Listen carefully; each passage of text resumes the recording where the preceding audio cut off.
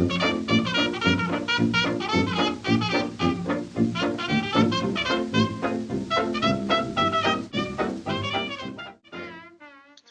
and welcome to Food Network's Tea with Tolkien. My name is Michael Hazley, and today I'm going to be making Lembas bread. Right here, I have a card with all the ingredients necessary sent directly from the Shire, and you can see that these weird little symbols on it. Thankfully, Frodo was able to send me a table to translate what it means, and today, let's get into it. For this recipe, we're going to start with the dry ingredients. On here, I have 16, and it looks like a 3-eye wheat and a big pea. I'm going to have the translation table on it later on. Basically, it wants me to do 16 ounces of wheat powder. And so what that means is I'm going to go ahead and I'm going to do 4 cups of flour. And I'm not a very precise baker because that kind of takes the fun out of it. It's always fun to just see what happens when you put a bunch of things in a bowl. So this is a half cup, so I'm going to do 8 of these scoops in order to get to 4 cups. So that's 4, 5, 6, 7, and 8. And then I'm going to add the next dry ingredient, which is going to be almond flour. It's going to kind of give it like a nutty texture. It's going to give it a little more flavor. And this is also a very moist kind of flour. So we're going to do 1 cup of almond flour. And that's going to be all the dry ingredients we have in this recipe. So I'm going to take my custom M little spatula and I'm just going to give it a nice mix together just to make sure it's nice and incorporated. And then I'm going to set this to the side and I'm going to go ahead and bring out our mixing bowl. In this mixing bowl, we're going to add about 3 cups of butter, which is like 1.5 pounds. And you want to make sure this butter is really soft. So I recommend leaving it out at room temperature for about 30 minutes to an hour before you bake. Or you can throw it in the microwave. Some microwaves have an option where you can actually just throw it in and it'll melt it for you. I have 2 different types just because one of them is the really clear butters and this one is more of a fancy butter just to give it more complexity and flavor. So we have this really big one and another really big stick of Irish. And the next ingredient I add, you're probably going to notice I said wet ingredients. The next ingredient that I'm going to be adding is brown sugar. And, don't ask me why sugar is a wet ingredient, but after about like 3 or 4 years of baking, I just don't question it anymore. I do what the recipe asks of me. So I'm going to go ahead and take this. And with brown sugar, it's really a good idea to use a spoon instead of the measuring cup to get it out because it's really, really tough. So I'm simply just going to take the spoon and I'm going to start packing it with brown sugar. And you'll notice that there are multiple types of brown sugar. I'm going to be using dark brown sugar just because dark brown sugar has more molasses and it also tends to give a complexity of flavor.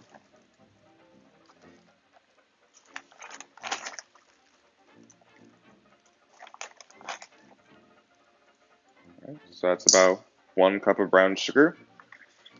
I'm going to go ahead and seal this up. And now we're going to bring this over to the stand mixer and we are going to cream it until it's nice and smooth.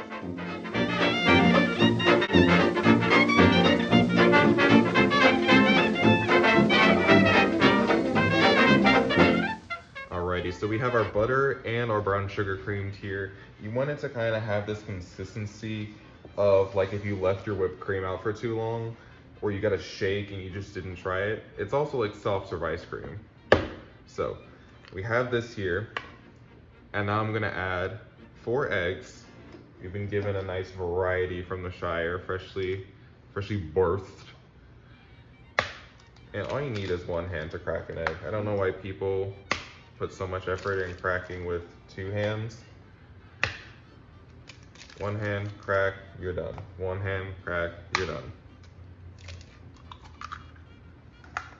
That's gonna be the eggs.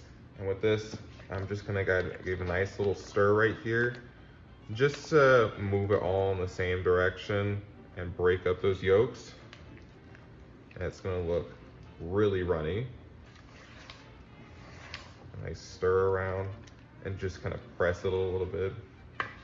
And now I'm gonna add some orange blossom honey, which also came directly from the Shire. And I'm gonna add about ½ a cup.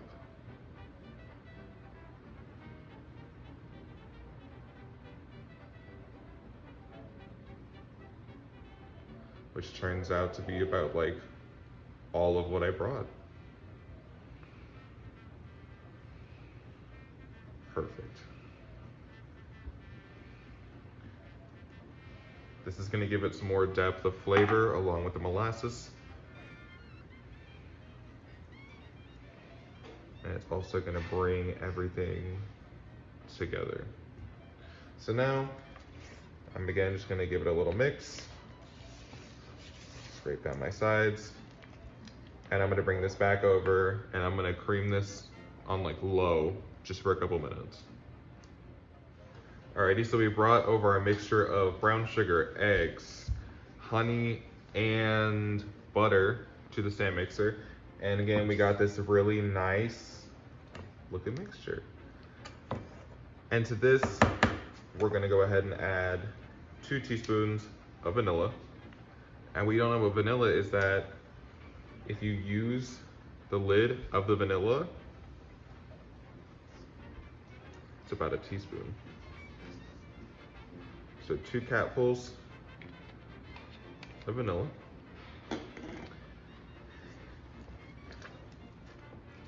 Give it a nice little mix.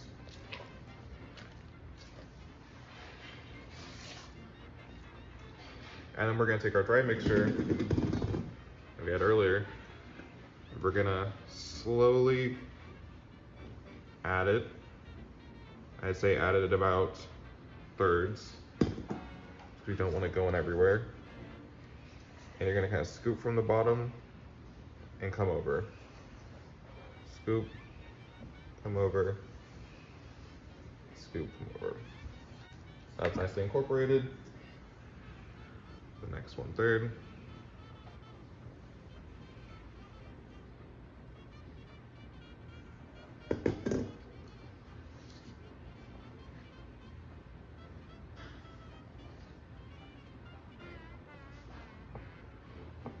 Got that.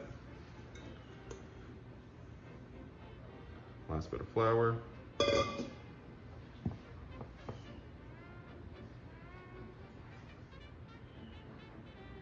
And as you add more and more, you want to be careful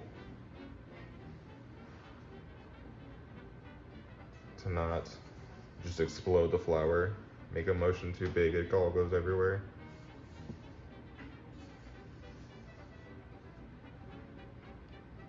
All right. Now, that's kind of looking like that. Switch to the best kitchen utensils you ever have, which are gonna be your hands. And you're gonna try and mix it to the best of your abilities.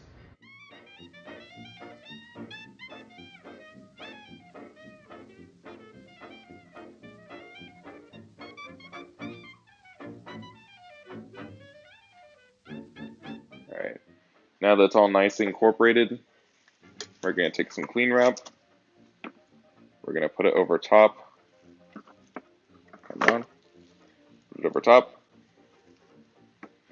You might need a couple pieces for this, just because you really want to make sure that's all covered. Take it here. Just gonna go down around the sides.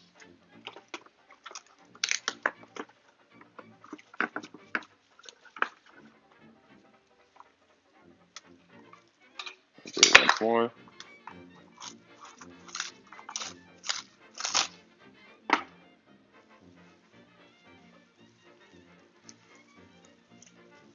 And now we're gonna put this someplace cool, like a fridge, for an hour. Alrighty, so we've let our dough rest for about an hour, and now the texture is a lot firmer. So what we're gonna do is we are going to take some flour, give it a little shake, and put a generous handful on the table. If you've ever done anything relatively close to pizza making, it's basically this. We're gonna take out the dough. I have a couple things to help me. This bench scraper.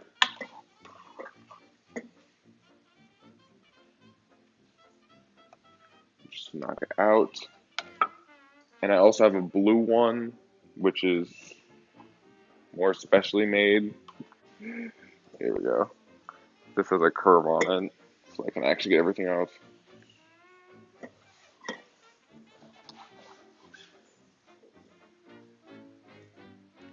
Scrape it off.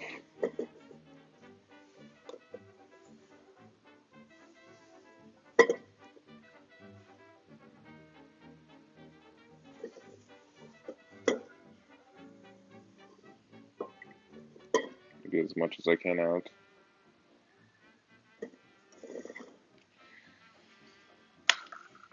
Here comes the fun part. We're just going to take a bunch of flour, sprinkle on top, kind of knead it all together.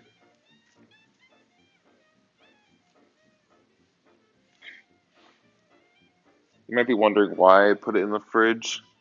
There's not any yeast in this, so there's no point in leavening it. It's just in there so that it gets a firmer texture. And there's some bits that are sticking to the table. I use my bench scraper, pull it up, pull everything in, and keep it up with the kneading.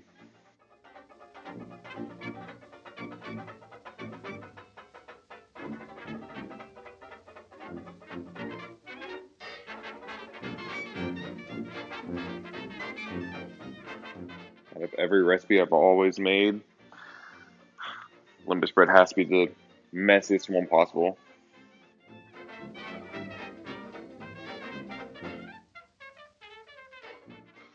So this is about the texture you want.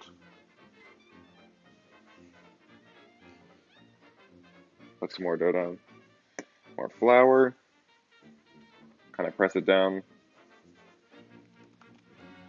And this is when it might get a little difficult. You're gonna take your rolling pin,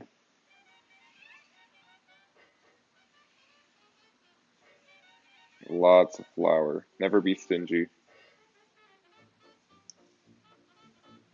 You're gonna start to roll it. And I'm gonna go ahead and portion it into two and work one at a time.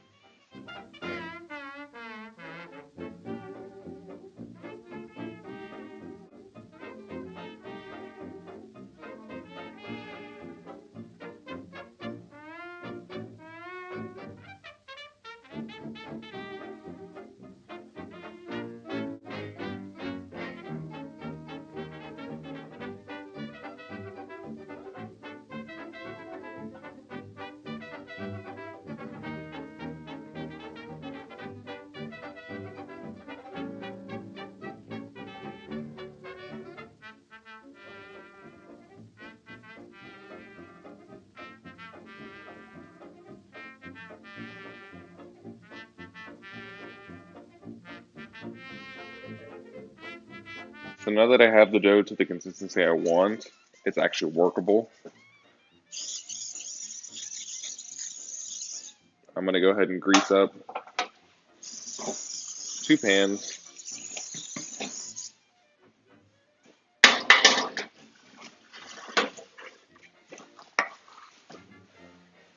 And we have our oven preheating to 350 degrees.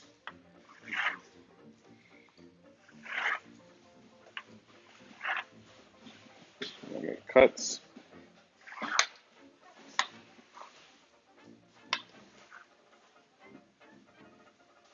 I'm gonna take these end pieces, set these aside, have my strips, just get clean edges.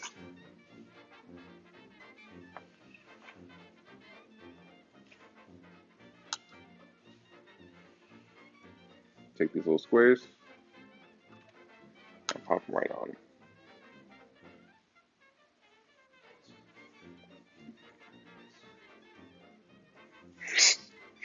It's like we've got one thing of flour that I had shot all over me.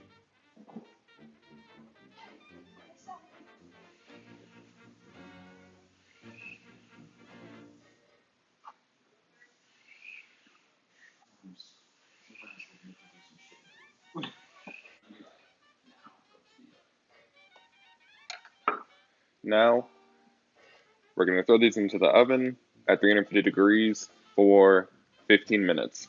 And you want them to be nice and crispy.